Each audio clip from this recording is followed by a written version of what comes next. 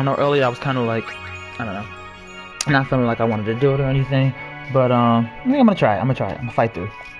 Feeling a little down, but I'm gonna fight through it. So like, the discussion for today is gonna be about like magic systems.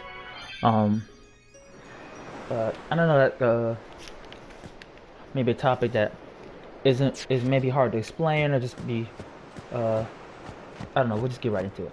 So basically, a magic system in a show is like, for example, let's say we're watching The Gifted. Okay, so the TV show is about basically post X-Men, being introduced to that universe, to that world. After the X-Men are gone, the people that are left over that are mutants that have special abilities and stuff like that. When it comes down to the magic system, basically the mutant abilities could borderline be categorized as a magic system. So you have one mutant that can manipulate electromagnetic forces. So basically everything has a field of magnetism about it, because they're atoms that are next to each other that vibrate and give off like an aura, so to speak. So that person, who is a telekinetic is what it falls under, can move whatever that is with their mind. So their mind is like, their mind is a controller, and whatever the object it is they're touching is a gaming console or is a TV. They can make that, they can use the remote control, which is their brain, to do whatever they want to on the TV, which is the object that they're looking at. So a magic system like that is very direct. You have one person that can use, like I said, telekinesis. You have another person that might be able to only manipulate air. So obviously the space that you're in has a lot of air in it, and like the outside world has air in it. But if, say for example, that person is locked in a refrigerator, they only have a specific amount of air they can use until all their air is gone or exhausted. So when you have a magic system in a TV show or a magic system in a game, you have to, if you can set direct limits to what your character can or cannot do, then it makes the magic system more appealing to whomever it is that is watching it, or whomever it is that is indulging in it, whomever that is trying to understand the magic system and how it works. So for example, the person who has telekinesis, they might have a character flaw that limits their magical abilities. So it doesn't have to directly be, okay, well, you can only lift rocks, but you can't lift metal. Avatar: The Last Airbender. Let's go with that. The magic system that was in Avatar: The Last Airbender was very simple and very direct. There were elements like you see on this bottom left screen here. You got fire, you got water, you got air, and you got earth. Those aren't the ones that are right here, but with those elements, the person was called a bender. People who were firebenders could only bend fire. People who were airbenders could only bend air or move air. People who were waterbenders can only look at water and move water, and people who are earthbenders can only, move the earth around. So you have a magic system that tells you what the people can and cannot do. We know an earthbender cannot pick up water and throw it at somebody. That's not going to happen in a fight. We know that a firebender cannot pick up earth and throw it at somebody.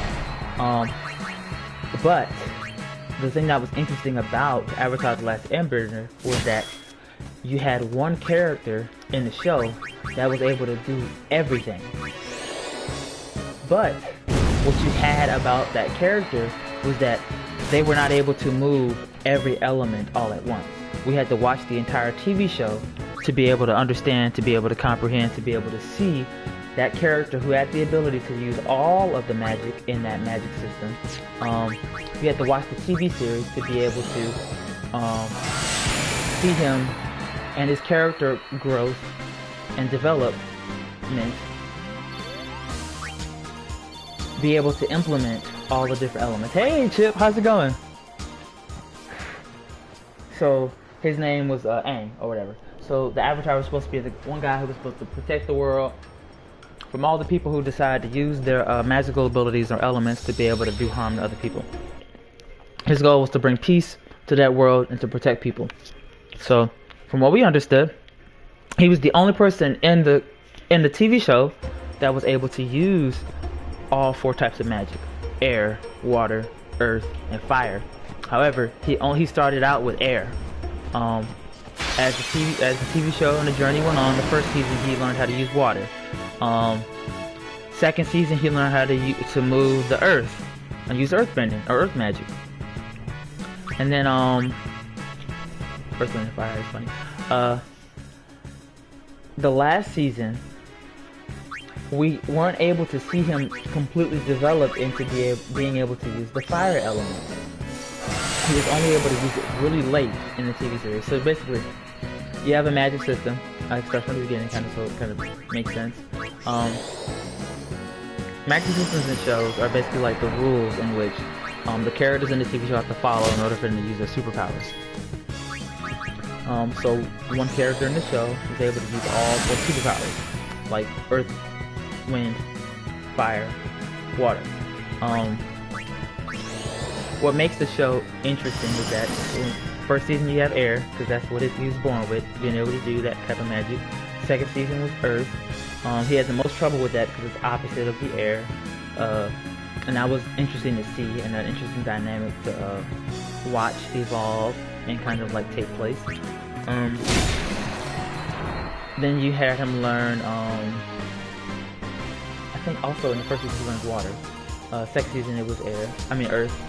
And in the third season, towards the end, he finally learns how to use fire. Because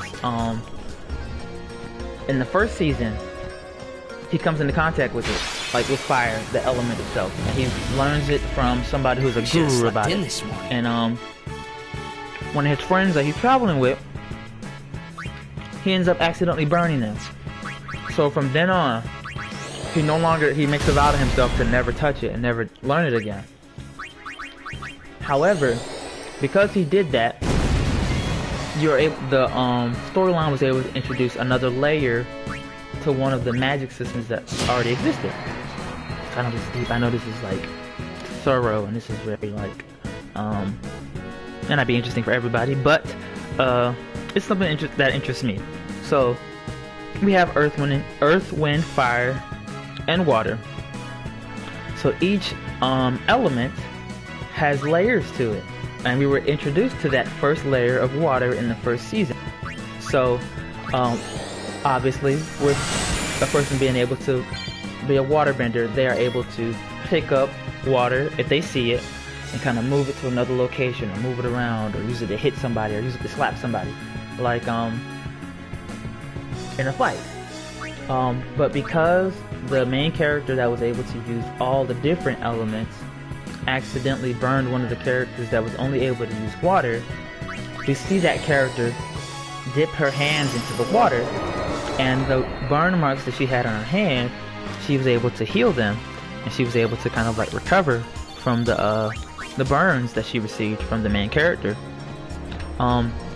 So with situations that come up with problems or barriers that come up with how your limits are being tested with the rules for the magic in the show,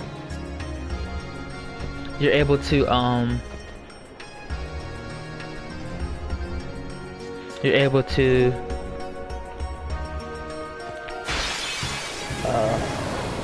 add another layer to what already exists. So in a different TV show, well actually no, we're gonna stick on this one, the first one. So they come across a person who knows how to use earth magic. So come to find out though, it's a girl who's blind. So they were able to give a sense of like reality and place it another layer of a reality we understand. People being blind, people not being able to see. However, your other senses, like your touch, your taste, being able to hear, and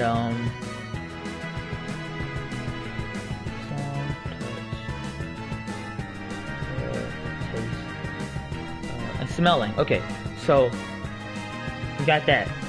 But because she was able to, she was an earthbender or an earth magic user, she would be able to stomp on the ground and she would feel the vibrations around her foot, kind of like if somebody who is visually impaired would use a walking stick to kind of tap the ground and use like echolocation and of course, you know, the staff to be able to touch things and feel things to see where they are at and what distance they are to see if it's safe to walk like the next few feet. With her earthbending, she could stomp on the ground and she'd feel the vibrations around her, and she'd be able to see that way. So if a rock is close to her, she'd be able to use echolocation like a bat does to be able to judge how far she can step, how far she can move, where somebody is, and if she wants to throw a rock in that direction if somebody's over there. So if your magic system can bring or involve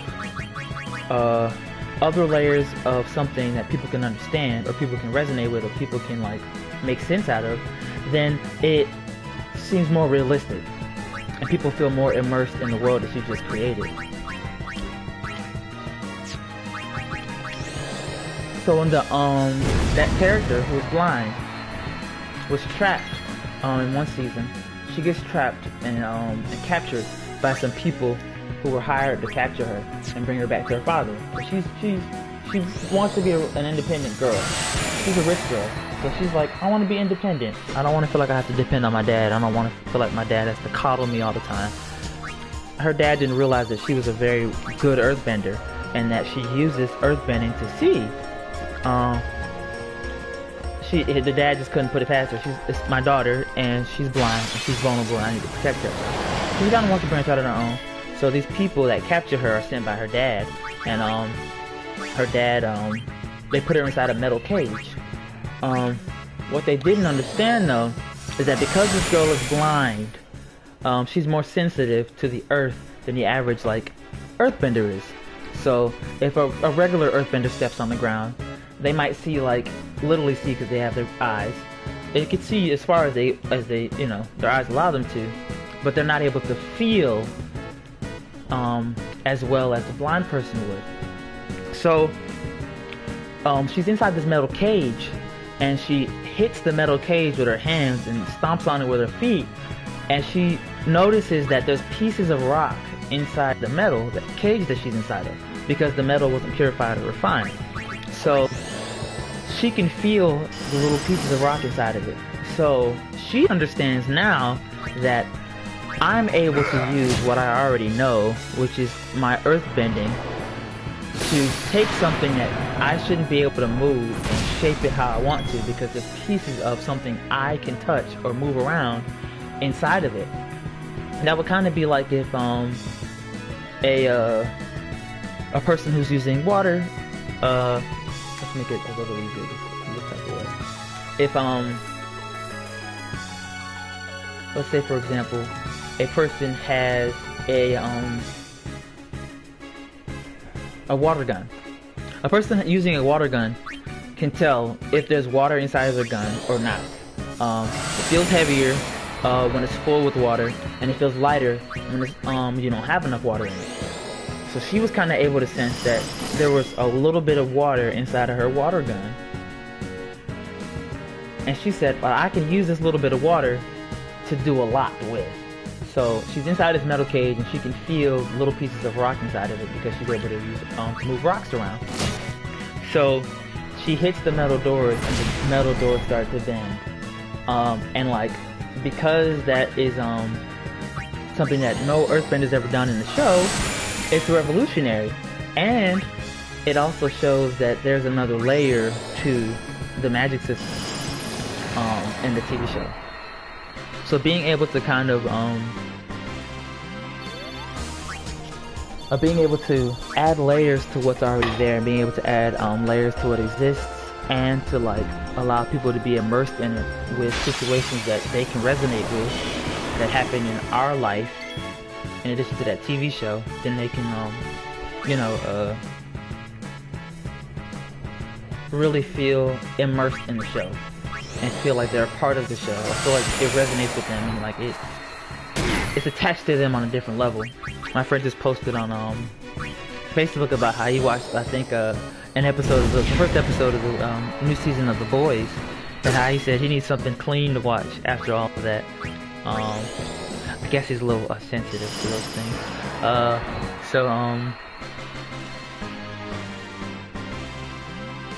But maybe for somebody else, it may not bother them as much. Me personally, watching horror movies and stuff like that have a lot of gore in them, I don't like those. I can deal with the jump scares, I can deal with the surprises, I can deal with, we all know somebody's about to be around that corner because the music is getting tense, and the music is rising, and the music is playing faster. From my understanding of music in school, because I'm classically trained with it, I know that when the music starts getting active and the music starts getting really riled up, that something is about to happen. They're building tension by using the music to do so. They're building suspense with the music. So with my understanding, I'm able to predict when the villain is about to pop out of nowhere, or a killer is about to pop out of nowhere. So I can kind of relate that to that scene where the girl is trapped inside the metal box, and she's able to feel that there's like rocks inside of the metal. With her expertise in understanding how to move rocks and stuff, she can feel rocks inside of it. And like for example, in this game, there is a magic system built into it where you can use fire, you can use lightning, you can use water, and you can use ice. Some creatures and monsters and people are more prone to taking or more vulnerable to ice. So if you're fighting a fire creature in this game, you're told or advised to use ice to kill it faster because it's weak to ice. And if a creature is a water type creature, you're told to use electricity in order to deal the most damage or to be the most effective to it. And that is the best method to take out that creature. And for example, you see there we go, perfect. There is a flan over here, is what it's called. It's a gelatinous-like creature that looks like a blob. But of course his mouth is open and you can see it's breathing out cold air. So at the top left of my screen, you can see that there's a red dot that says 1.5.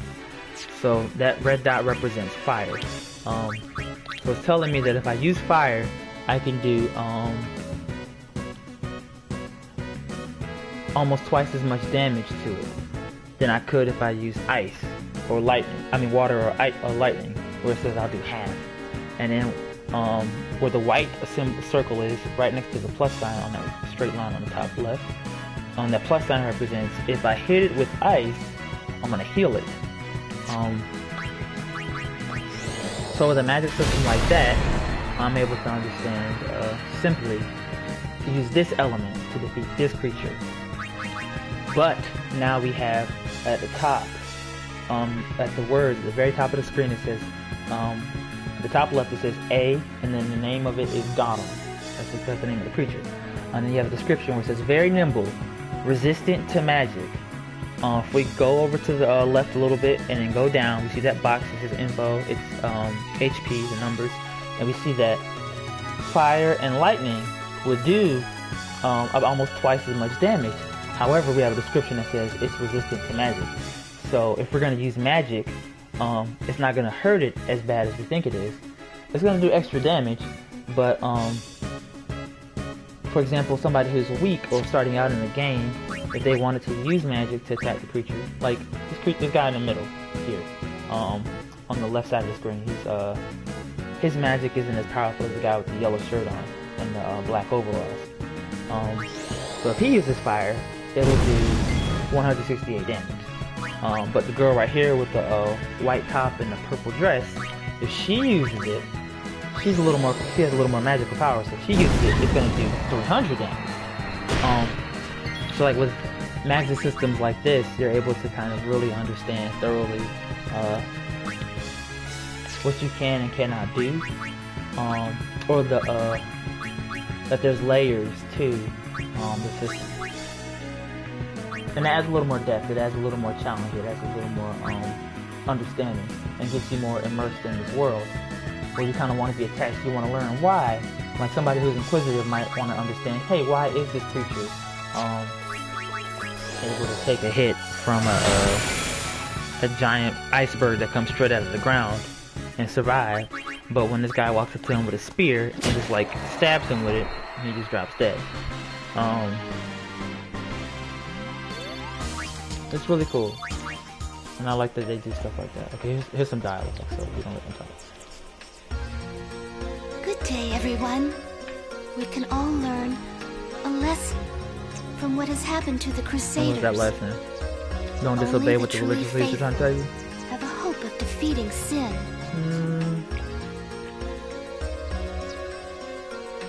Okay, she said that, but according to the storyline, the only way we can actually beat it is if we defy the religious rules that are in place. So in this game, like I guess like maybe 1,000 years ago, some people decided that they wanted to use this ancient way of making machines, and they used to wage war with them, and they used to do a lot of damage, and they used to kill a lot of people. So the religious leaders outlawed using those weapons and stuff. So just recently, 1,000 years ago, a creature came to life, or was created out of nowhere, to kind of punish people who decided to use those weapons that way to attack and kill each other and murder each other. So now it roams the entire world, or the entire continents of that world, and like just wreaking havoc on people. And the only people that can, like, oh, level 1, peaceful, that's it. The only people that can kill it are people who are priests, who go through this pilgrimage to be able to get this final angelic being, so to speak, to be able to fight it off. However, we just watched the last time I played this and did a video about it. Some people use those ancient weapons to try to defeat that creature that came about because people used to use those weapons to wage war. Now they're using those, try to build those same weapons and use it to kill the creature that's been wreaking havoc on the world. So the lady just now made a statement that was like, what we learned now is that we have to obey the teachings in order to be able to defeat the creature that came about because we disobeyed them the first time. But the only reason why those rules were in place was because people used to kill each other with them, with those weapons in the machines. That's the only reason why they were forbidden. Not because they used those machines to destroy the thing that's destroying the world, because they used to destroy each other with it. So I'm sorry if it was very confusing, not very direct. But basically what I'm trying to say is that she's shaming people who took something that was once ugly and used it for good. But she doesn't understand that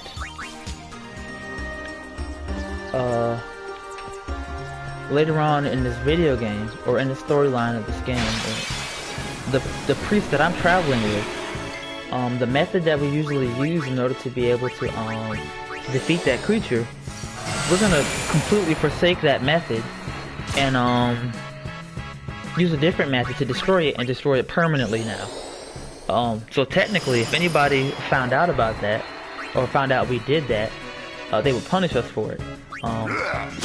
And they would like shame us for it, and like they'd be very angry at us for doing it this way.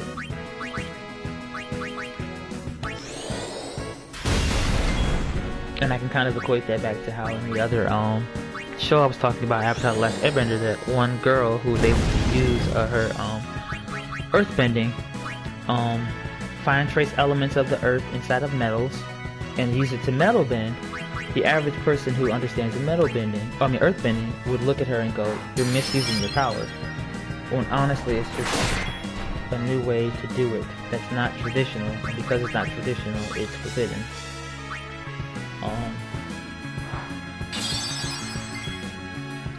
I was on a little rant just then. But I think it's really unique that and I think it was very wholesome that they used something that was used to destroy. Now they used it to save lives, but they weren't able to accomplish it. But it's sad that they were shamed because they weren't able to accomplish it. But such is, you know, that's how things go in life.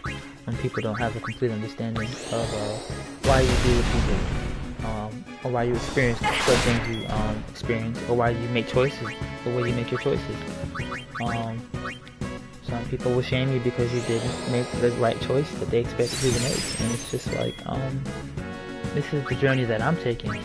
So if you're shaming me for the decisions that I'm making, I would like for you to walk in my shoes for a few moments and, you know, see what decisions that you might make.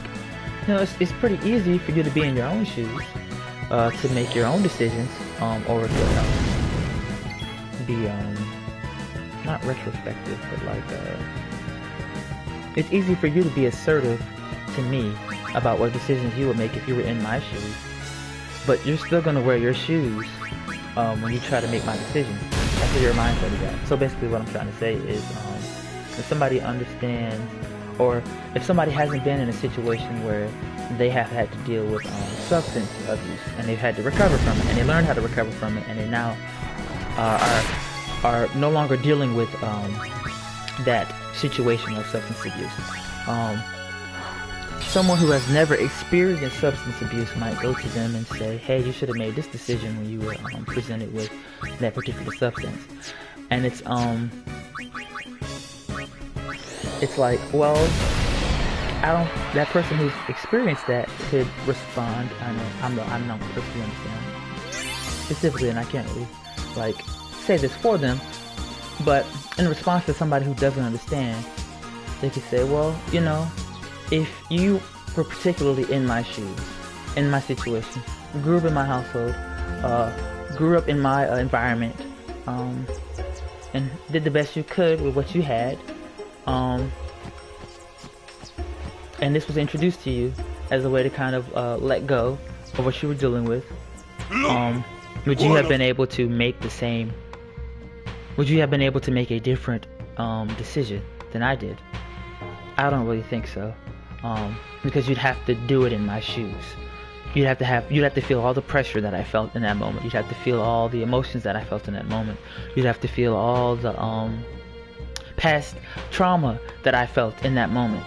And then you'd have to decide no. You cannot use your own experiences, put yourself in my shoes for a moment, but keep your own experiences and make that decision. That's not how that works. You'd have to take my entire journey of my entire life up to that moment and then make that decision. If you can say, and honestly say, after I presented you my entire life history, that you would have made a different decision, I applaud you for that. I applaud you for that. But don't shame me for the decision that I made, because I now have overcome what I dealt with, or I am overcoming what I'm dealing with. So for you to shame me because you just can't comprehend how bad I was hurt, how bad I was traumatized, how intense my situation was at that moment, and my life was at that moment, and how much pressure I was under at that moment. If you can't understand all of those things, and at least look at them in the sense of, I respect that. I respect that. If you can't do that, then honestly, we don't need to have this conversation, because this may not be you may not be able to really grasp this. And that's the kind of vibe I get from like some of the people in this game. And that's the vibe they were trying to go for, and that's how it really connects to me. And that's how you can make a magic system connect to characters. Give them real life situations that are tangible, and somebody in like our reality. Present that to us in a video game. Present that to us in a TV show, and we're able to relate with that. We're able to feel that. We're able to be emotionally connected to something that is fake, but because it has real life situations attached to it, we're able to understand it. We're able to comprehend it, and we're able to like go, wow. So that's what whenever the religious people in this game kind of like shame people who aren't very religious for making the decisions that they make. That's the kind of mindset I have. You have to walk in their shoes first. You have to live their entire life, and you'd have to understand all of those things before you can discuss or have a conversation with them about those decisions that they made. To be honest, you can't really tell them, you can't shame them, and you can't tell them that they shouldn't have done that, because I mean, it's nice. It's nice. You're in a way you're trying to show you care, but there's no depth to that, if you understand my meaning. It's like you telling a kid who's drowning in a pool to like, hey, get out of the pool, get out of the pool. But you know how to swim, but you're not in that pool rescuing the kid, but you're just telling him how to get out of the pool. You know, that's not how that works. You could definitely jump in and save that person. You can definitely provide an outlet for that person to do something else, to have the opportunity to have their time consumed by something else that would be healthier or safer. You could literally go to a park with this person. Hey, I'm inviting you to go to the park. We're gonna have lunch. We're gonna eat. We're gonna spend time with my family and my kids. We're gonna play on the swing set or whatever. We're gonna watch the swing set, and we can just talk about life or whatever. Like, if you are not allowing, or if you're not providing a way of escape that's safer, if you're not pulling the person out of the water, you cannot be mad at them for swimming in the side of the pool that may be too deep for them. You can't be mad about that. I don't know how I got there, but I got there. I'm gonna keep playing the game, but that's how I feel when I play this game, and the religious people kind of get like upset with some of the characters, and I'm just like, you have to start swimming in the deep end before you start telling somebody how to swim in the deep end. If you're still swimming in the shallow end, you're trying to tell people how to swim in the deep end, you gotta swim in the deep end first, buddy. Just to know what it's like. Looks just like him. What? Both follow summoners on all fours. Hornless goatlings. Hornless! Hornless! That's a disrespectful term to the race of people. Wrong. We come to warn little Kimari. Summoners disappear. Never return. Next will be Kimari's summoner. Poor Kimari lost his horn. Next lose his summoner. Pitiful Kimari. Howl alone. Howl alone. Those are basically his tribesmen that he grew up with. Do those two got something against you? I'm not sure what it is, but if they had a backstory to it, I'd love to like. They were just picking on you? Kimari will deal with them. And Kimari will help. deal with them. Kimari alone. But Right, he's a fake to get jumped. Problem. You can't interfere. It's a rule. You said that last time. I'm worried. Let the Ronso deal with Ronso problems, yeah? That's how it's always been. I mean, I'm worried about those summoners disappearing. They aren't just disappearing into thin air. hey, if we Guardians do our job, no problem, right? Oh. Confident. Yeah. So the warning was about those sacrilegious people. Later on in the storyline, those people understand what the priests go through or experience in order to be able to defeat the big bad monster that's terrorizing the world. They understand that those people that are priests, once they defeat that creature, using some other celestial creature in order to fight it, the celestial creature they use in order to do it kills them. So basically, the priest sacrifices their life to bring peace to the world for like 10 years. So those sacrilegious people, so to speak, they wanted to find an alternative way to save the lives of those priests and to save the world at the same time. So they get shamed for approaching it a different way. the funny thing about it though is that the average person who sees those priests, they kind of see those priests as celebrities. They don't understand the depth that each celebrity has to deal with. It's like, yeah, like this, for example. They don't understand the depth in which a celebrity has to go through in order to maintain their status.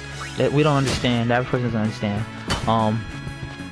the choreography lessons that Justin Bieber has to go to in order to be able to perform on stage and to do so adequately in a way that pleases his manager and pleases the people and his fans and stuff. But all we can do is speculate from the outside and kind of celebrate him when he does his job well. Let me attack her.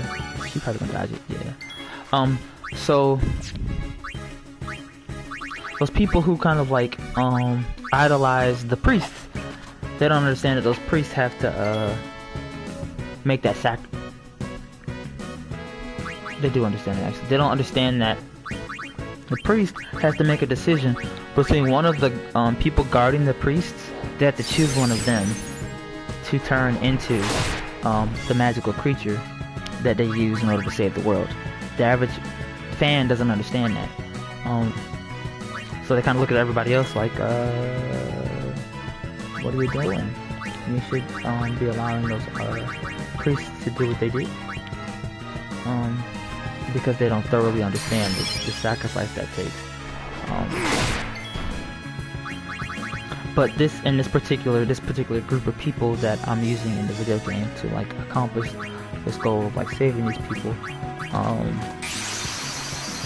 they get to a place, they finally get to the place where they're supposed to make that decision, and they didn't realize they had to make that decision. So they're like, what in the world? We have to actually do that in order to defeat this creature and bring peace for 10 years. So that group is like, yeah, nah, we're not cool with that. So the person that is like the head dang, that's a lot of damage. The person that's the high priest that does that ceremony for them tries to fight them because it's just like, well, because you're turning away from this tradition, it's better for me to put you out of your misery so you don't have to suffer from that mindset. So they're just like, okay, bring it on, let's do it, let's fight. So they beat him. I mean, beat her. So she's like, we're doomed.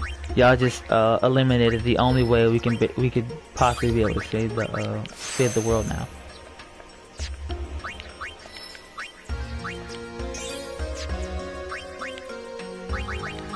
But they yeah, I'm gonna decimate this lady.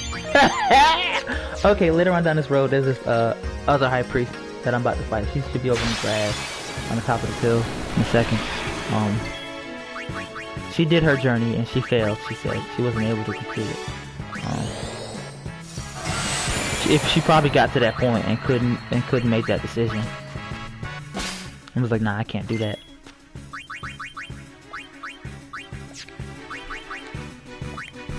What you got? What you got? A remedy. Guys to do better. I need more money than that. Can we give me like petty money? Drain. Let's do drain. What I like is that these people kind of like stepped outside of tradition and like really got to the nitty gritty and the root of what is possible for their faith, and like made a difference in a way that other people weren't able to. And the people of like many different faiths, they're like the ones that people look up to for that particular faith. For Buddhism is Buddha, for Christianity is Jesus. Like they set the bar as high as possible, not on purpose, but just by being as authentic as possible with their faith. They set the bar high, and now people have to meet that expectation. But when people fall short of that expectation, they kind of fall back to like typical traditions to kind of protect their their self-worth. But if they really understood what their faith really entails, they'd understand that your value is not determined by how well you understand this faith thing. Your value in this faith is not determined by how well you understand it.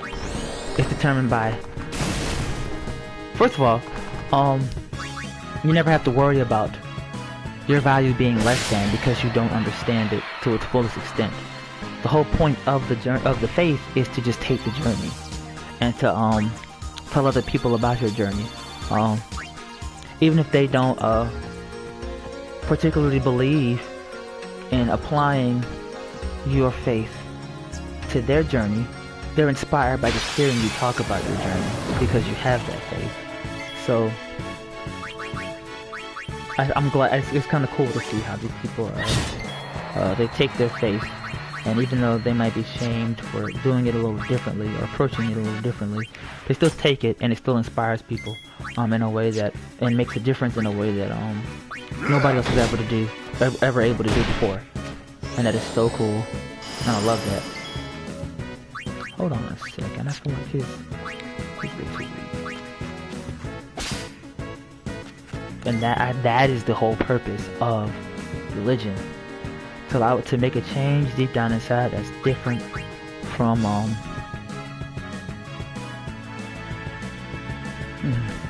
I feel like it's maybe along the lines of being able to see the world in a different, I don't know, maybe I should just omit that. But I think in reference to this game, when it comes to their faith, they are, oh yeah, it doesn't have piercing built into it. I don't know why I'm not hurting anything. Okay, so that creature right there, it has armor, and I need to be able to pierce that armor and hurt it. So I didn't have a weapon that could pierce the armor. I was only hurting it, like, a little bit. But the whole purpose of, like, having a faith is to let that faith change you and change you for the better. And not, to look down on people, not to look at people differently, or look at people who don't abide by your faith as if they're less than, but to understand that they are also great, even if they don't believe in what you believe in. It just gives you like a better perspective of looking at people in a way that you're not judging them for living their life differently or making choices differently. You're just like, that's cool. I'm proud of you making the choices that you've made in the situations that you've been in. It's inspiring to see that. And you know, I've made some choices a little differently in my particular walk. Not to say that your walk wasn't great. I applaud your walk. I'm learning to accept myself and the decisions that I'm making, and to learn to love myself. Even if society says that the decisions that I've made are not adequate or up to snuff, I'm okay with that. I'm okay with the decisions I've made. I'm not going to shame myself. I'm not going to look at myself as less than now. I understand that I am greater than my situation. I understand that I am greater than my decisions. I understand that I am more than my decisions. And I understand that I am capable of making some of the best ones I've ever made. And that I'm capable of making some of the worst ones I've ever made. But I also understand that it's okay. It's okay. Go! Fight on! That I don't have all the answers. It's okay that I may not have a map laid out for me, and following that map is the best thing I can do. But because I don't know what that map looks like, I'm not going to shame myself. I'm not going to look at myself as less than. I'm not going to look at other people that way either, because I understand that I need to love myself, or respect myself, honestly, is the phrase that needs to be used. Learn to respect yourself. Learn to not judge yourself. Learn to be okay with you making a decision that society may look down upon. Be okay with that. It's okay that you made a different decision than the average person might have made. It's okay, because you're taking this journey yourself, and you're in your own shoes, and you wouldn't have it any other way. Be proud of the progress you've made. Be proud of how your life has developed in spite of what could have happened.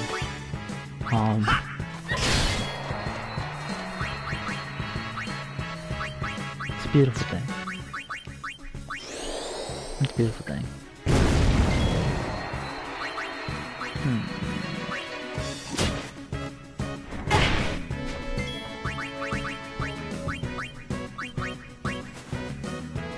So, okay, back to the game. There's one character particularly in this game that decides that he wants to, and I guess this would be extreme spectrums of like certain faiths. This guy believes that he wants to marry the next best priest so that he can become the creature that destroys that evil.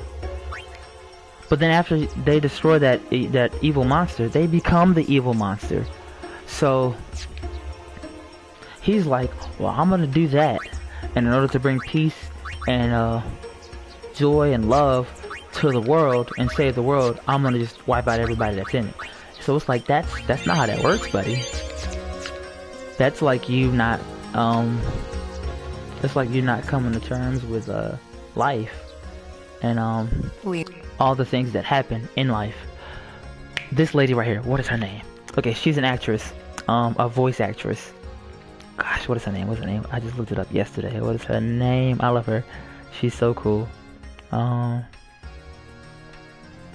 Voice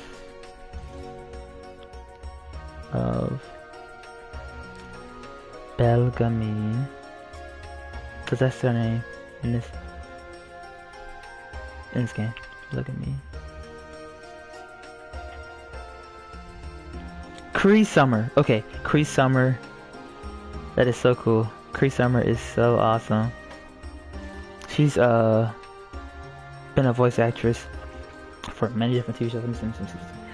She was Chloe in Cliff of the Big Red Dog. Who was she in Atlantis?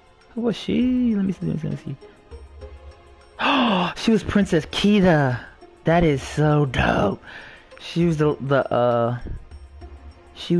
brown skinned girl with the white hair in the movie Atlantis. I think that's Princess Krita.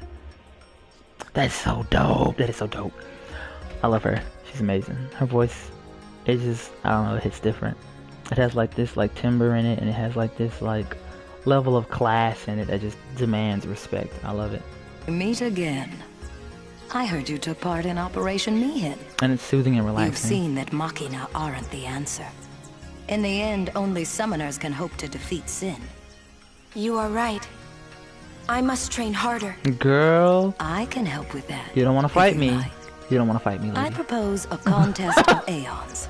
A friendly contest, of course. One thing I learned yesterday was that, I'm ready.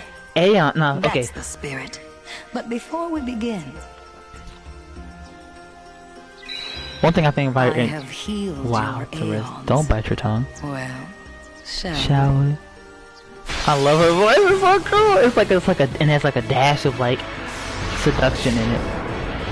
Or no, let's go with charisma that like draws you in. Like it has a dash to that in it, and it's just like cool. I need to steal from her. This creature hopefully doesn't kill me first. Call whichever aeon you. Call whichever. Oh, I have to summon. Okay. Yeah, I can't call that one because you're using it. Apparently, you can call Ojaris. So, one thing I find really cool about this game is that like it has, first of all, the big bad creature that you're supposed to defeat in this game is its name is Sin. That's the name of the monster that's supposed to be like terrorizing the world. It's Sin. So, you're a priest. You're traveling to go and defeat Sin, but once you defeat Sin, you die. And you sacrifice your life to do it and bring peace for like 10 years. So that's definitely like, you know, a connotation to, you know, one particular faith. And I think that is super cool, because they also addressed how religious people can be and how they may treat people who are not religious. And I'm like, that is so dope and in-depth and like very versatile and like down to earth, and I can resonate with that, and that's what makes it so like believable. My stats out of this world. Anything back. Show me what you've learned. I'm gonna hurt you. I'm not gonna hold back at all. You don't stand a chance, lady. But in this game, they reference where's it at? Aeons, and in where is it at? Let's see. In some renderings, the word Aeon is used to designate an ethereal realm or kingdom. In other versions, Aeon indicates the ruler of the realm. Aeons of this world are merely reflections of the Aeons of the eternal realm, always inferior to the real. Okay, so Aeons are basically like, I think it was the Gnostics. Let's see.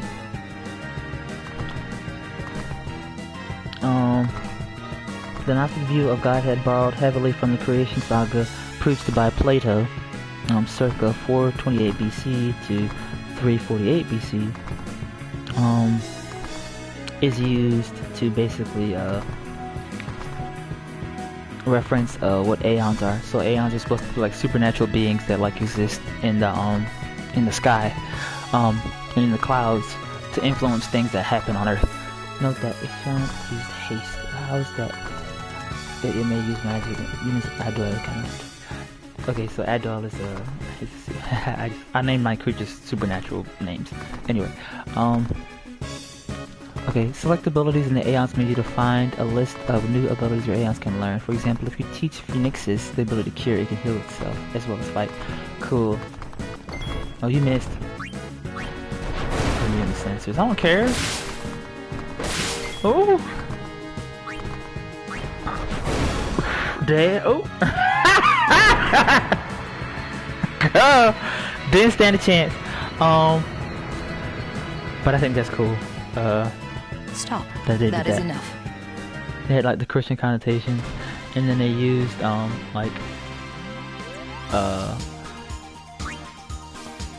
like borderline You bested me fairly. Here, your prize. Go on, take it. I love her voice. They used like fates that were borderline next to it to be able to introduce the supernatural creatures you use to defeat sin with. I think that is so cool. Dragon scale. Obtain summoner's soul. So with this we're able to use, so these supernatural creatures normally can't use other types of, or learn other types of abilities, but apparently I can teach them now because I just defeated the priest who learned how to do that. She was very untraditional in her approach to how she did things. So now I'm learning something new because she was untraditional, but I'm still going to be able to use that to follow my faith in this game. So I think that's so cool that the traditional approach isn't always the approach you have to take to understanding your journey in your faith is what I'm getting from this game, and it's so deep and I love that. That is so awesome. So basically just showing you what items you can use in order to teach certain abilities to your Aeons. That is so dope. Fire roll.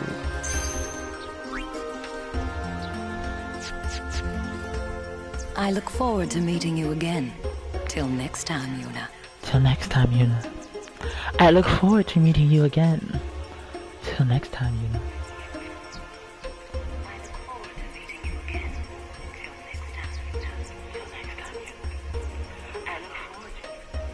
Again.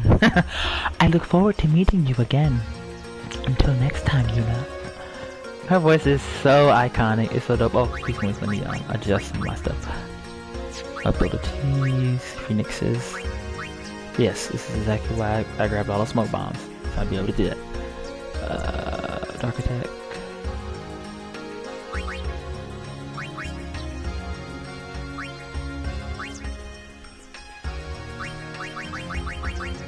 Ability spheres. Oh, power spheres teach hero. Dope. And okay, dope. Speed spheres teach focus. A lot of nana spheres for that. Reflect, I guess. That, I mean, that raises your magic and magic defense, so that's pretty powerful. Here I need how many high potions? X potions? Yeah, I'm not trying to do all that. Scan my fire, water, dragon scale. I guess the one creature that doesn't have like an elemental affinity should be the best with all elements, because, you know. In this game, the way the magic system works is that if a creature is so like, okay, so this creature is basically made out of fire, or its element is fire. So if it uses fire magic on itself, it can heal itself. This creature does not have a magical element, so if it uses fire on itself, it's gonna hurt itself. So in this game, I'm kind of deciding, but it can use all the elements. So that's one of the things that's pretty cool. Let's see. Ojara is supposed to be the angelic creature that basically carries the sun to the sky. Cool. So it's fire, sun, you know. Let's see. I think I'm gonna teach it. Oh, dope. All I need is one? Say less. Oh, I grabbed some in. But I didn't know something. I can't teach it. Can't teach it blizzard. I can't teach it fire. So if I'm feeling frisky and I'm just like, I want to blow stuff up, I can summon my supernatural creatures and wipe stuff out. Different elements. It's so cool.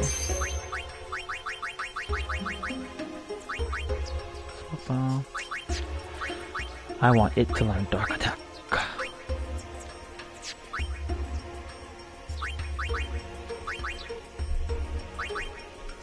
Almost always inflicts darkness on it. I draw.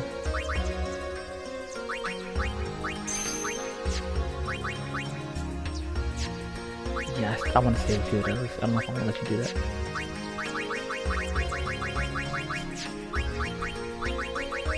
But I definitely need to launch here. Aim and focus.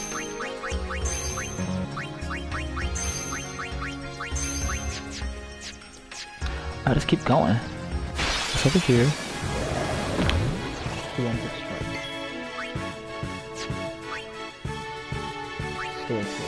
Start real quick. Check this out.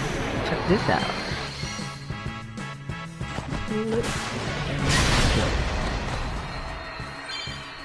Energy rain, let's go.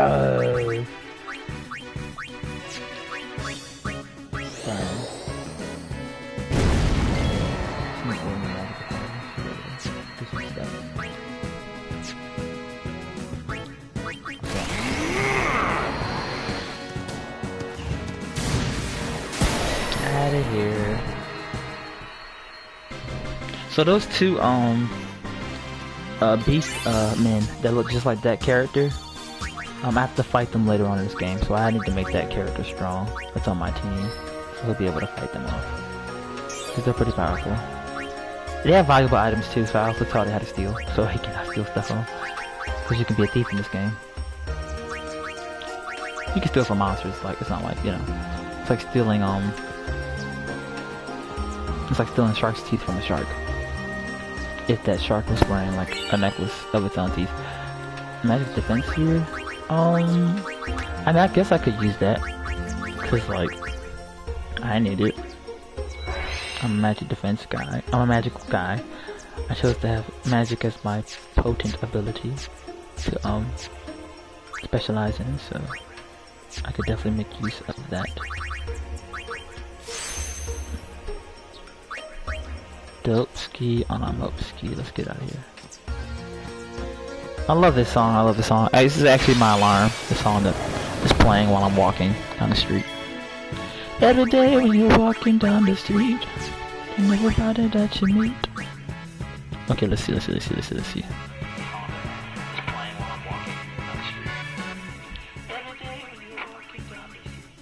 Yeah, I'm sorry that I'm like blowing on the mic, but I had to have it close enough for you to hear me because I cannot adjust the music to like make it quieter so that you're able to. Oops. Oh, I still overkilled it. Dope.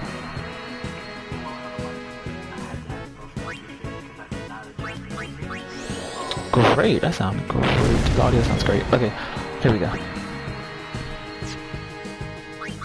not powerful enough to hurt anything. Alright, homegirl, come out. So I really want you to learn this magic. Cause you're missing out. You're missing out. Water. Splash. You know what's crazy about water? Is that like, you think water is soft. So when you hear somebody say they can move water with their mind, you know, that's of course something that's wow, surprising. But like, you don't understand the depth of that. If you see like what looks like a bubble floating in your direction, if that bubble is completely filled up with water, when it hits you, it's not gonna pop and be cute and like, you know, oh I can't see for like a split second because it splashed in my eye. It's when it splashes, that weight is gonna crash down on top of you as well. So like, you know, having magic with things that normally wouldn't seem dangerous or seem like threatening, taking it one step further and making it a little more threatening or making it seem dangerous is what makes that more tangible or feel realistic to you. These are moon lilies. So like, you know, you can use air to, for example, blow those flowers and make them lean if you can move air with your mind or with your, you know, with the gestures of your body and your hands. But you can also use like that same air and make it move at the speed of like a jet engine, and you'd be able to like clip the flower parts off of the stems. You'd be able to cut the flowers off the stems with that gesture if you make it small enough to basically be like the width of like a push pencil's lead, a 0.7 millimeter push pencil. If you make it just that thin, you could use that to like cut the stems off of or cut the leaves and petals off of a flower. They say that clouds of fireflies gather here when night falls. If you can be creative with your magic system, The entire then river glows like a sea of stars. it's pretty dope. Really? Hey, I got an idea! We're not waiting till nightfall. It's like, never mind. Then, once we beat Sin, we're coming back. It's like, thank you. That's a good idea, thanks. And they're all like, you have no idea, bro. We're not coming back. And I just hurt our feelings that you said that. And you're just kind of like, I'm just gonna release this flower petals into the air.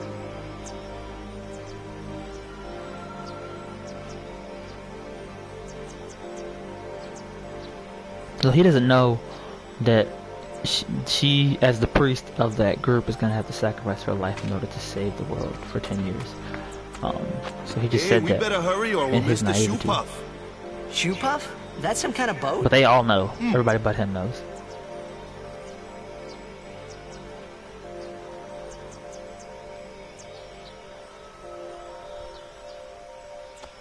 And that's what, like, in a story, that's what you call dramatic irony.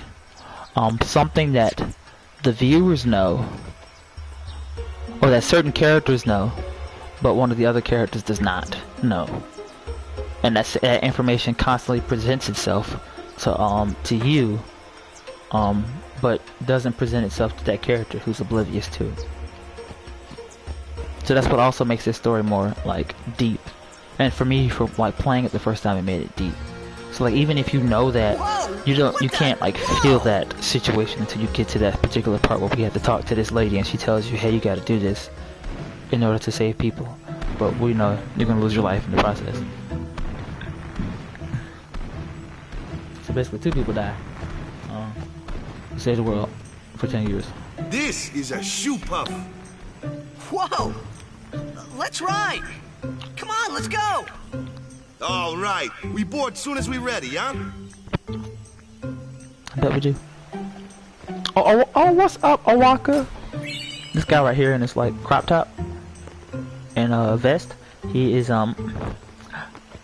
that'd be actually be a pretty dope outfit if he I don't know if the colors were a little more.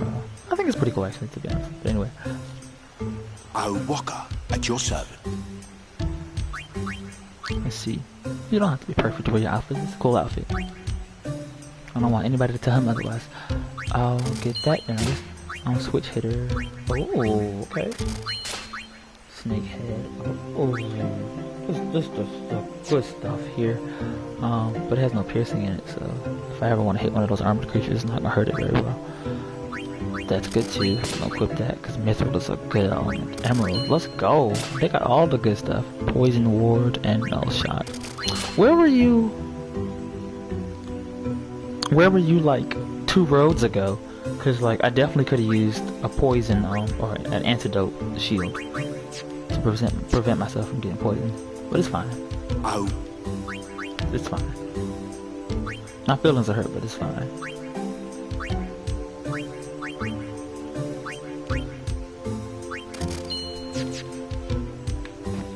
One thing that also makes this interesting is that I haven't ridden one in so long. What? You've been on one of these? Well, just once. 10 years ago, with Kimari. Remember?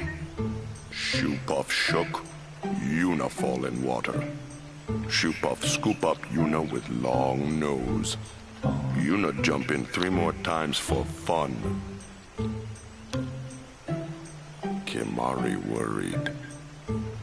Whoops. aww. Yuna had fun. Kimari happy. That's how parents are. That is pretty cool how they put that in there. He's been protecting her, basically as long as they've known each other. Because that was the journey she was gonna take. She was gonna be a priestess. Travel the world and save, you know, everybody from that creature. So that scar on that elephant's leg, is from the character I'm playing as. His dad thought it was a monster and attacked it the first time he saw it. So it's pretty cool to kind of see that.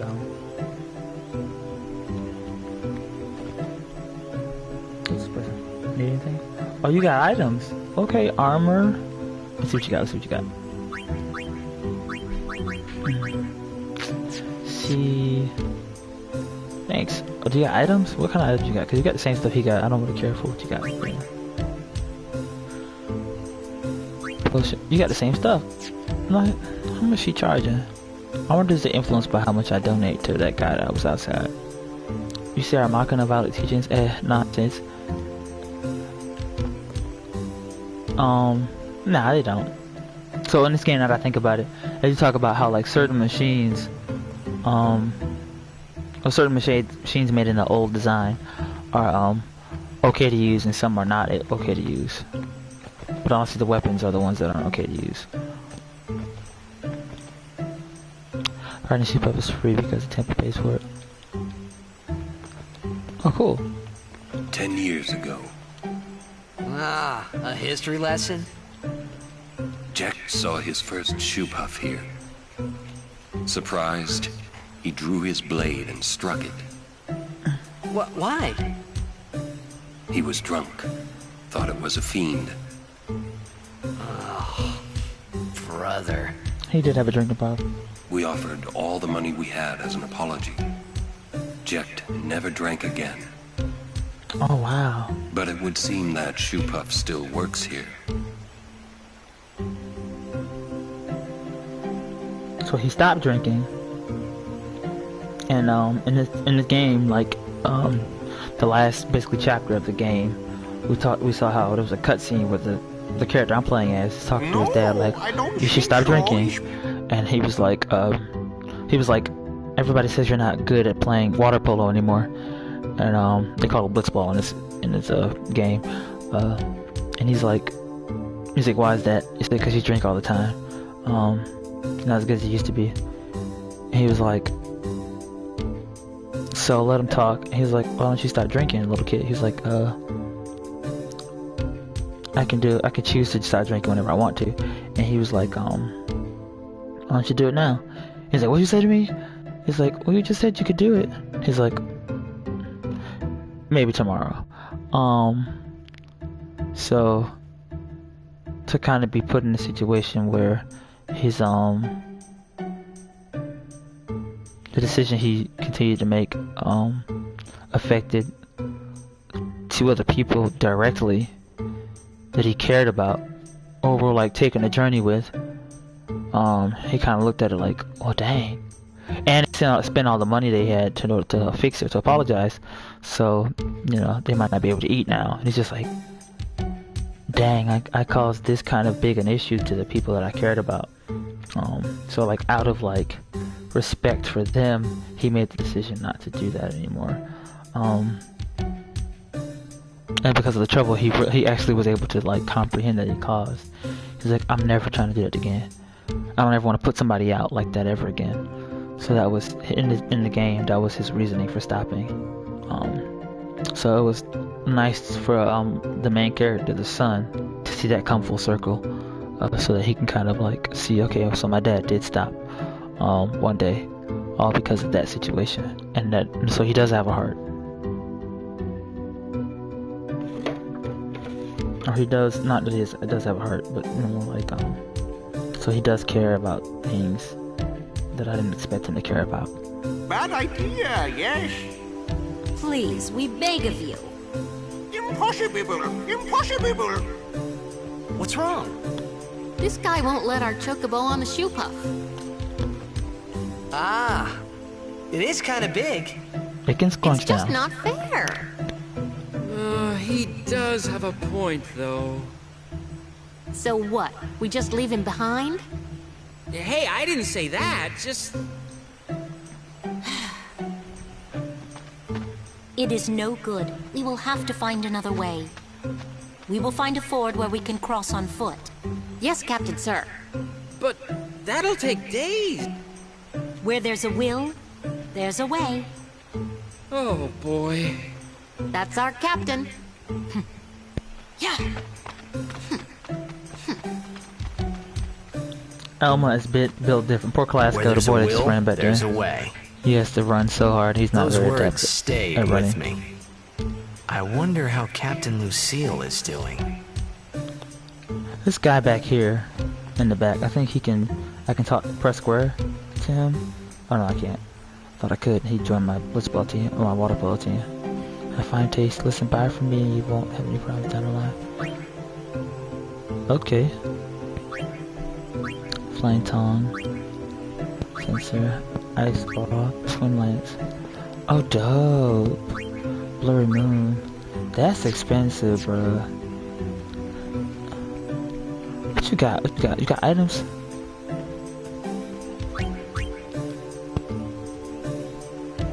Yeah, nah. You're more expensive to buy from. I'm going to return to Bavel after the term and look out because there's a lot of roads I can get through.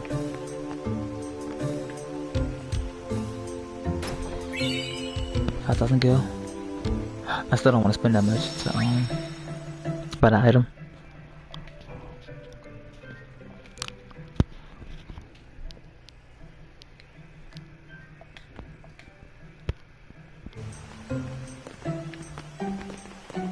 Let the driver know when you're ready. Riding a shoe puff isn't that much fun. How little you know. Some things little boys never grow out of. Right?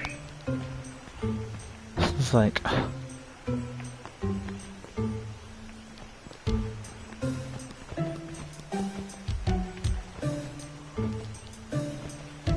It's a long wait to ride the ship up since it's limited. Owners give priority since they need to get on their way to them again. Cool. Would you like to hear a bit about the wondrous shoe puff? Yeah. Very well. There are many things we do not know about the shoe puff. Okay, that's a good way to start. For example, what does it eat? It eats nothing. The water it sucks through its schnoz somehow supports its considerable size. Some theorize it eats teeny-weeny water-borne Exactly. organisms. That's what I was about to say. And that, as they say, is that. That's all you gotta say. You can talk about, like, you know, where they came from. That was interesting, though. Because I know whales do the same thing.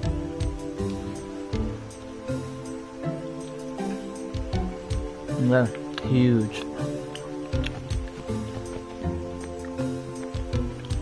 Right, Shoe Puff? That's probably the biggest creatures on that period. Oh, I'm not yet. Hold on. Shoe Puff's waiting. Don't rush me. I'm kidding.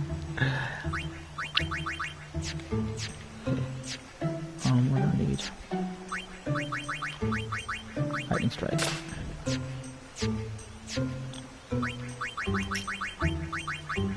Lightning strike. Rides the Shoe Puff? I'm ready. Let me on. All aboard!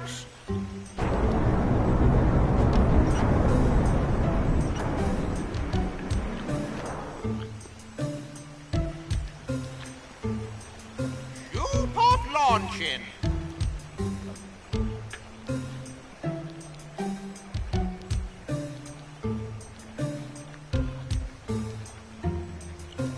Zonos bank.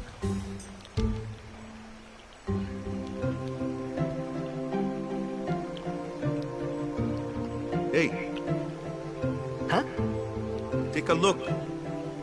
What? Him and his religious behind. Not religious, but like disrespectfully religious. A sunken city.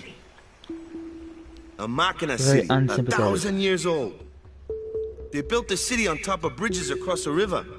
Okay, cool. But the weight of the city caused the bridges to collapse, and it all sank to the bottom. Right, it's a good lesson.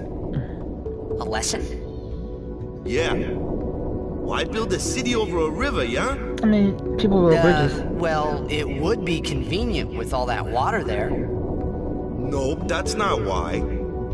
They just wanted to prove they could defy the laws of nature. He's so mad. He's so mad. And there's no reason for that. That's weird. And if they could, that's awesome. They used the creativity that they were supplied or given with to be able to do that.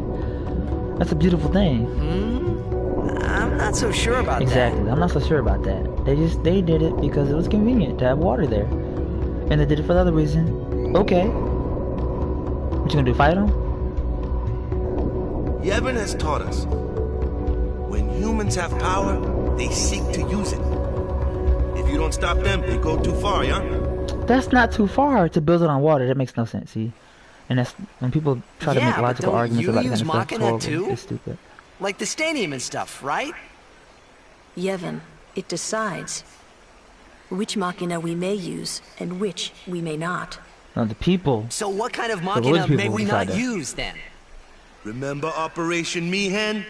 That kind. Well, you were just Or talking war about the will ones they built rage over the again. water. War? So war was the reason why. More than 1,000 years ago, mankind waged war using Machina to kill. That's why they were. They kept building more and more powerful Machina. They made weapons so powerful, They could have destroyed the world. it was thought they could destroy the entire world. The people feared that Spira would be destroyed. But the war did not stop. What happened then? Sin came, and it destroyed the cities and their Machina.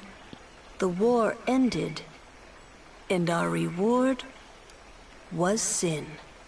So, sin's our punishment for letting things get out of hand, eh? Man, that's rough. Yeah, it is. But it's not like the Machina are bad. Right.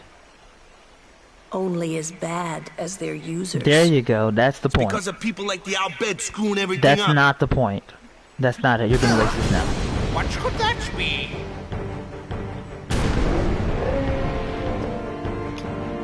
Sit down. Sorry! Ah! The Albed!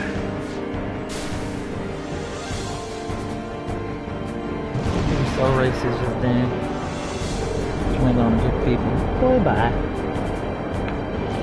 Luna, I'll save you!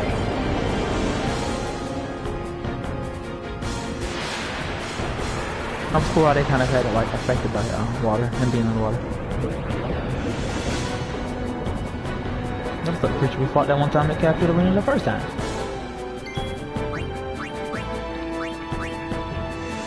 Oh, you don't stand a chance. He's gonna overkill you hard. You don't stand two chances, let alone one. surprised that works. Should be like immune to that, but Aqua shooter.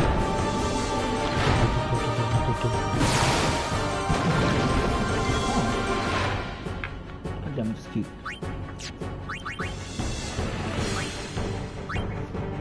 Attack resistance.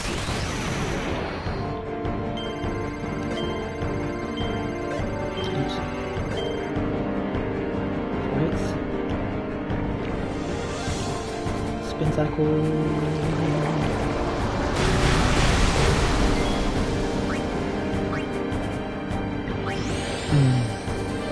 Thunder. Oh yeah, my magic bar was high.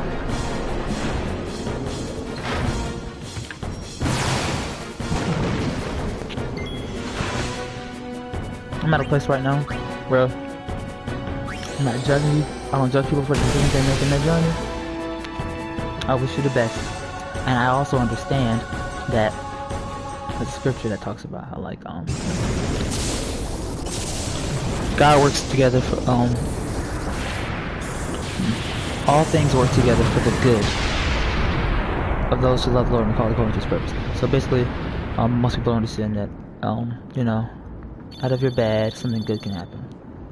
So, what I've come to understand, but they base it on you have to be a believer, you have to have faith, you have to have all this stuff first for that to be valid, for that to apply to you.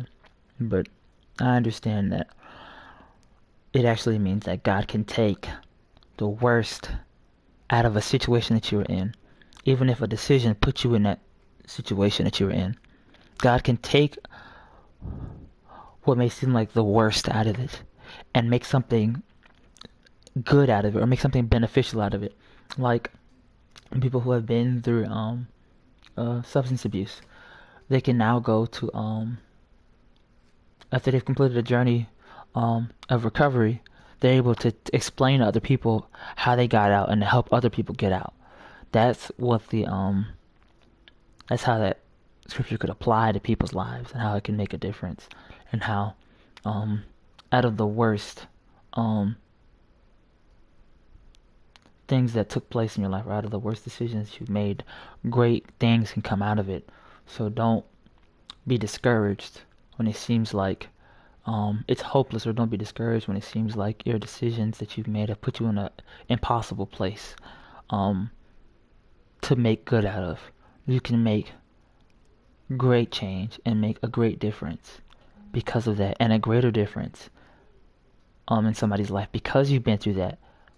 Whereas somebody who hasn't been through that, they're not going to be able to understand a physical toll it takes on your body, the toll it takes on your mind, your emotions, how you're unable to spend time with other people because your body and your mind are occupied with needing to satisfy what it is you've been using.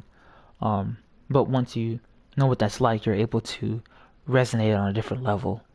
Whereas somebody who doesn't know what that's like, they cannot resonate on that level. So it's like, it's really cool to see. It's really beautiful, to be honest. Out of all the hurt, the pain, the tragedy, and the darkness, that you can use your understanding of how that darkness was to bring somebody into the light. It's really cool, and it's really a really beautiful concept. So like now when I play this game, it hits different for me, because I remember being at a place where that character with the overall crop top, that character, like, or being where he was at, where I was very judgmental and very like passionate about. I thought it was passion, but it was more like lack of understanding, to be honest, of what I believed.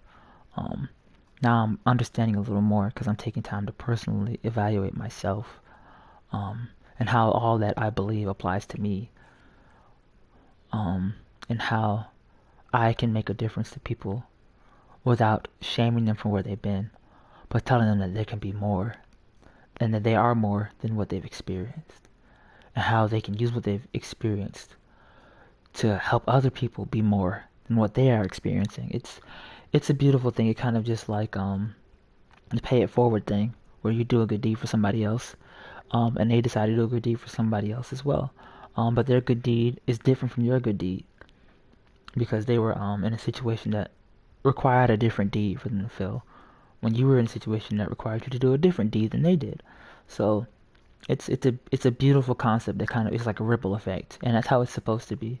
When you understand the beauty behind it and like the science, so to speak, behind it. I say that very close because that's kind of cool. It's connecting faith and science. But if you understand how it works, then you're able to kind of really make a huge and positive difference in the lives of people in a way that the average people who may not understand it or may have to be self-reflective can't really do.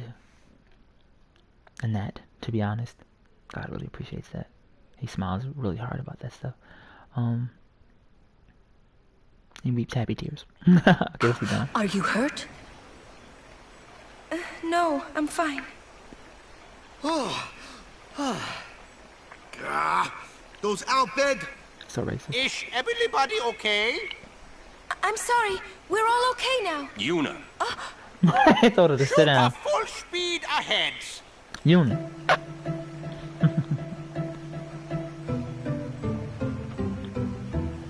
Oh, he's so Damn mad. the Albed.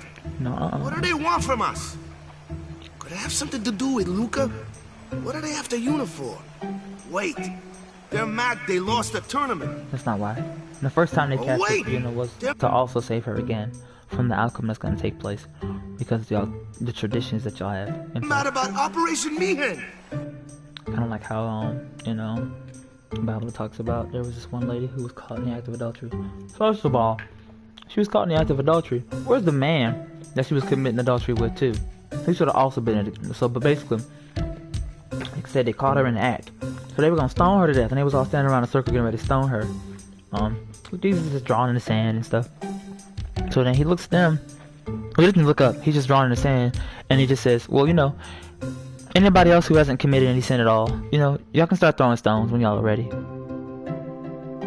And y'all go, "Dang." I mean, I don't say it out loud, but I know each and every one of them was very self-reflective in that moment. Like, dang, I've committed a couple sins today. I've probably also done what she did today, but I just didn't get caught. Let me just walk away before anybody notices or asks me questions.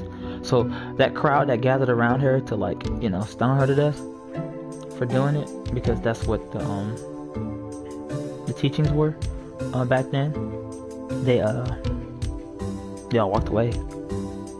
And to be honest, the teachings at that time period were in place to see if somebody was gonna do what Jesus did at that time. Is anybody gonna say, "Hey guys, we all mess up. So for us to take it out on, or to vent our frustrations about how we're make mistakes too on one person, we would also have to do it on ourselves. We don't want to do that, so let's not do it to them either." Like, I was hoping for somebody to intercede is the word for that. Like to be an advocate or to be a attorney, so to speak, for somebody else. But my big question was, where was the person she was with? Because first of all, that person should have also been stoned, or also been in that situation to be intervened with. But that also goes to show that they decided to punish the woman for it, because back then, and still now, I'm pretty sure in that particular area where it happened, women barely have rights. So, basically considered property. So, let me throw her under the bus so I can save my own life. But anyway, turned out that she didn't lose her life anyway. And he had Jesus go and sin no more. He said that afterwards. He basically, he knows. It's funny to say that because he knows that she, is gonna sin in other ways, maybe. But he was kind of saying it in the sense of, this particular one you got caught for. Don't ever refrain from doing that, because I may not be here next time to save you, and there may not be anybody else to be a person to kind of say the same thing I said to other people to protect you too. So to avoid that altogether, stay away from that one. It seems like that was the one that the adversary, or Satan, or a devil would have used to take your life with. Couldn't do it with all the other ones, but he's gonna use that one to do it. So avoid that one. Avoid all of them altogether, but especially if you want to keep your life, avoid that one. That's like harsh or like something very like controversial to say, but to be honest, when you understand how people work or humans work, or do you understand that humans can be very extreme about punishment when they want to, and be very lenient when they want to as well. Understand that this one at this particular time period in your particular location on Earth, you definitely need to refrain from doing that, so you don't lose your life. Let's continue. I wonder, didn't Kamari's clansmen say something about summoners disappearing? So the Albed are behind that. That is true. Sandblasted grease monkeys. That's racist as well. Is somebody gonna check him for that? Oh. Hey, Waka. It's no use complaining about the Albed now, right? We'll protect Yuna from anyone, anywhere. It's that easy. That's all I need to know. Well, I guess so. You're right. Thank you. Cause she's half Albed. So his racist remarks are offensive to her. He doesn't realize that, but and she can't tell him that because he'll look at her differently. She's afraid he'll look at her differently. How about seeing some little basketball glass on? I hope the other lady is calm. I'm still alive. Oh, someone like you outside you when you feel yourself. How about seeing the basket and Guadalajara? Sweet. Oh, there's a picture of a little shoe puff in the background. That's beautiful. It doesn't have a scar on its leg. It's schnoz.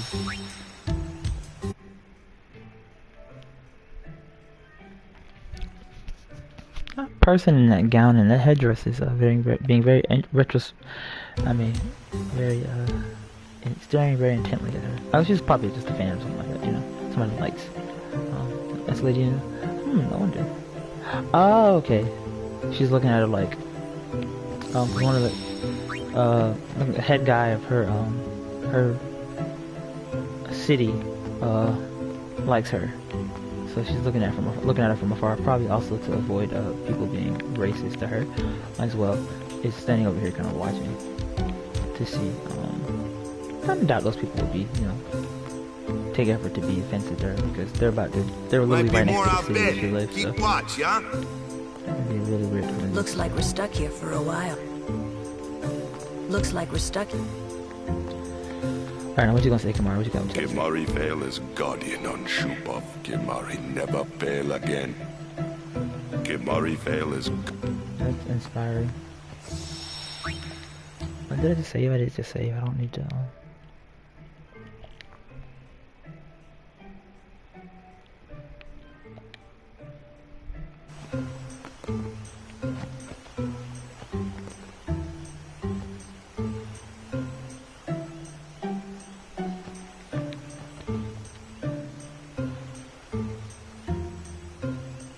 As soon as you destroy the Albed's Machina, that's some dedication to receive the blessing from heaven. It would be necessary to strengthen security so that Albed won't get their way. Don't act like your people weren't also a part of that operation that used Machina and worked with Albed. I don't understand. That's the weird part. The un-Yevonites. But I also need to learn how to not be bitter to those people who are religious but don't understand the depths of their faith. I can't shame them for only going and listening to somebody else tell you how to believe and not learning how to believe for yourself. I can't shame them for that, because you know, it takes a lot of energy out of trying to survive, out of trying to make ends meet, out of trying to take care of your kids, out of trying to raise a family, out of trying to keep your house, a roof above your head, trying to keep food on the table, trying to have enough money to do extra things that make life feel like it's worth living. instead of just doing things you need to survive, you can also do things you like so that you can enjoy living and being alive. You know, you don't have time. Sometimes you don't have time, or you're too busy, is the phrase for it. And that's the most dangerous thing. You're too busy to kind of like take the journey for yourself. You have to have somebody hold your hand through the journey. And at some point, it's going to come an obstacle where you need what you've learned from that person who's holding your hand to like get over the obstacle. But if the person who's holding your hand did not teach you anything that you personally needed to learn for yourself to get over that particular obstacle, you're not gonna be able to get over the obstacle the way you need to get over the obstacle. So when you finally get over it, you might suffer an injury, you might be maimed, or you might not come out as unscathed as you could have. Like, for example, jumping over a hurdle is totally different from climbing over a rock. When you jump over a hurdle, there's a certain form you gotta take. Basically, there's a stretch where you kind of like sit on the ground with your feet in front of you, and you kind of lean forward towards your toes. But one leg is like straight ahead of you, and the other leg is kind of like at your side. And your knee is bent halfway, and your foot is kind of by your waist. That's how you have to basically jump over a hurdle. So if you've learned how to jump over a hurdle that way, but the obstacle is a rock, but you haven't learned how to rock climb. If you use the hurdling technique to jump over that rock, you're gonna scrape your thighs. You're gonna cut your thighs on that rock. You're gonna bruise your thighs on the rock. So now you have an injury on your legs, and you're trying to continue to take your journey with those injuries now, because you haven't taken the time to educate yourself or to learn a few things for yourself, so that when an obstacle comes up, you now have an understanding of what your own personal faith looks like and how you can approach this and avoid as many injuries as possible, so that your journey you're taking isn't as grueling, and you're able to enjoy your journey. And I was lucky not to run into any wily merchants on the side of the store. They was trying to get me to buy stuff, but I ended up buying something from that man over there. Oh, Walker. But you ain't got no weapons, bro. Like, guard Yuna. Obviously.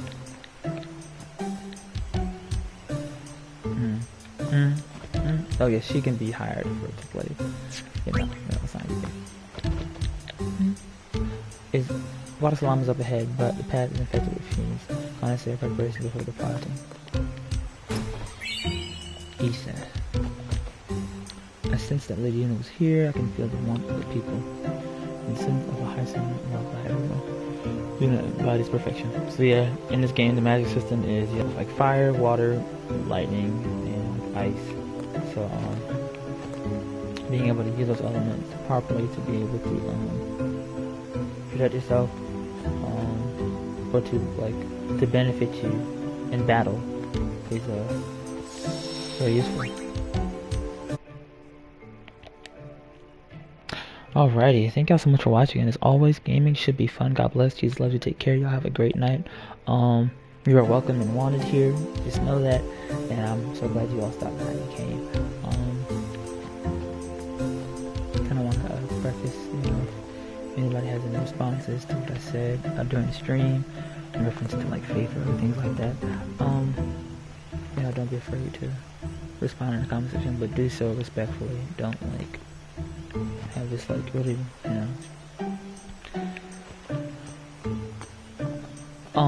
think before you type. If you have any like rude messages that are there, they're gonna be deleted, just for the sake of other people, and protect their peace and protect my own too, so that I can continue to like pump out good, wholesome, and healthy content. We don't want building a toxic community. So thank y'all so much for all the love and all the support, all the kindness, and all the graciousness to the show. Y'all have a great, wonderful day or night. Smash that like button as well. I would greatly appreciate that.